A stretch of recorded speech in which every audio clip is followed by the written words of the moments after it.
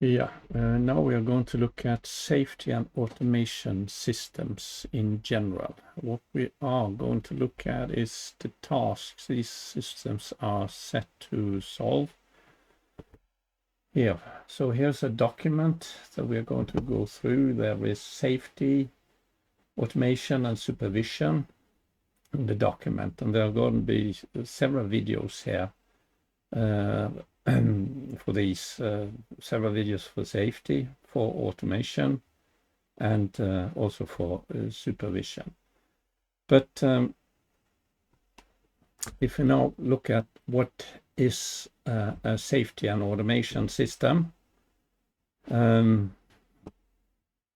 so here is a typical safety and automation system. We have a process. This is kind of a typical or traditional topology for a safety and automation system. We have a process of some sort, tanks, some valves, some pumps, which are then represented by actuators and sensors, tank levels, for instance, or whatever, and valve controls and motors for the pumps. So the process is sensors and actuators, the instrumentation. And then we have, let's say, the field equipment, the equipment located out in the field that communicate with these sensors. And then we have a network, a field bus, communicating with automation devices. Here are shown PLCs from Siemens.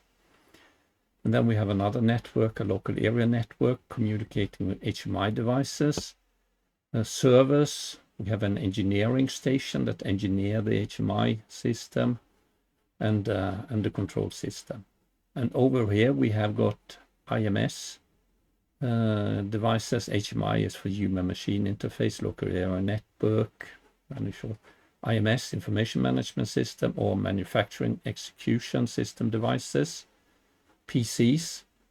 And then we have ERP devices, enterprise report planning devices. And these are not located in the same locations, not necessarily. They can be distributed. So this is a typical system.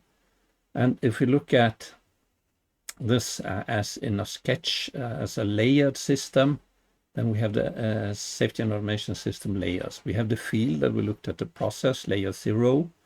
We have the PLCs, where we do the discrete and continuous control, the PLCs with remote I/O, smart devices, smart actuators, whatever you have.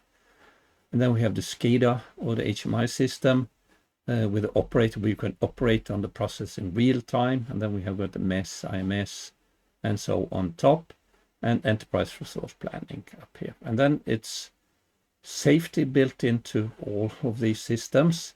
Notably down here, the SCADA, HMI, the PLC systems, automation devices, and the field can also be used for safety